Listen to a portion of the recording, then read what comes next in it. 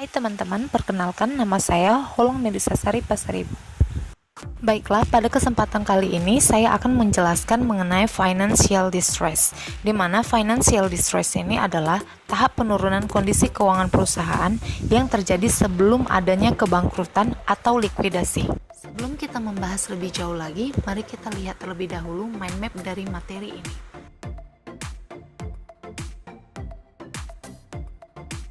Tahukah kamu ada 5 bentuk dari financial distress? Yang pertama, economic failure, yaitu di mana suatu keadaan pendapatan perusahaan tidak dapat menutup total biaya perusahaan termasuk biaya modal. Yang kedua, ada business failure, yaitu di mana suatu keadaan perusahaan menghentikan kegiatan operasional dengan tujuan mengurangi kerugian dari kreditor. Yang ketiga ada technical insolvency, di mana suatu keadaan perusahaan tidak mampu memenuhi kewajiban yang telah jatuh tempo. Yang keempat ada insolvency in bankruptcy, yaitu di mana suatu keadaan nilai buku dari total kewajiban melebihi nilai pasar aset perusahaan. Dan yang terakhir ada legal bankruptcy, yaitu di mana suatu keadaan perusahaan dikatakan bangkrut secara hukum. Untuk memudahkan kita dalam memahami kategori dan tingkatan dari financial distress, maka saya akan menyajikan data dalam bentuk kurva. Nah, dalam kurva ini akan dijelaskan bahwa semakin ke kanan, maka perusahaan semakin tidak mampu dalam membayar hutangnya. Lalu, mengapa perusahaan mengalami financial distress? Ada beberapa hal yang menjadi faktor penyebab terjadinya financial distress. Hal tersebut antara lain perencanaan bisnis yang buruk, permasalahan pada arus kas, struktur modal tidak memadai, dan hutang yang membengkak. Suatu perusahaan dengan perencanaan bisnis yang tidak terstruktur sama saja seperti membawa perusahaan ke jurang. Jadi bukan hal yang mustahil jika terjadi financial distress. Arus kas yang bermasalah juga dapat memicu financial distress.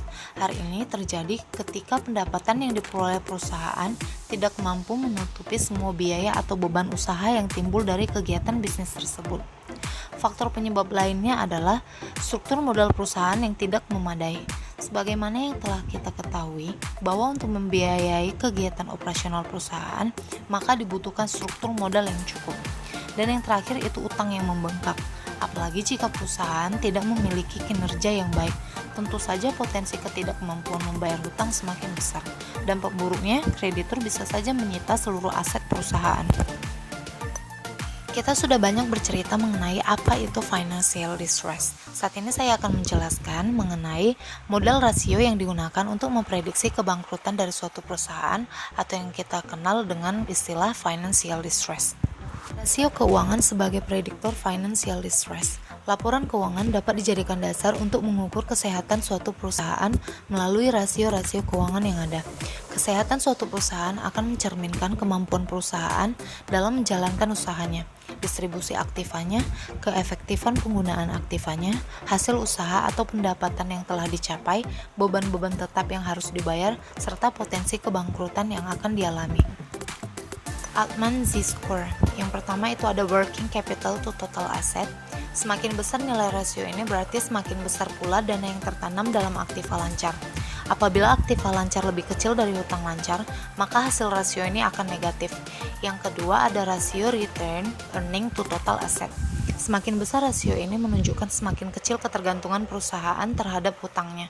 Karenanya kemungkinan perusahaan akan mengalami kesulitan keuangan juga semakin rendah. Rasio EBITDA atau yang lebih dikenal dengan earning before taxes, depreciation, dan amortization. Semakin besar nilai rasio ini mengindikasikan manajemen dengan efektif dan efisien dalam mengelola aset perusahaan sehingga menghasilkan laba. Ini berarti kemungkinan terjadinya kesulitan keuangan akan rendah. Dan yang keempat ada rasio market value to total debt. Sebagai tolak ukur, jika nilai rasio ini di atas 100%, berarti pasar menilai pengelolaan hutang perusahaan adalah manajemen tidak bermasalah. Dan yang terakhir ada rasio sales to total asset. Semakin meningkat nilai rasio ini berarti semakin efektif pengelolaan aktiva perusahaan oleh manajemen. Dan karenanya semakin rendah kemungkinan terjadinya kesulitan keuangan. Baik teman-teman, demikian sedikit materi mengenai financial distress. Thank you for watching.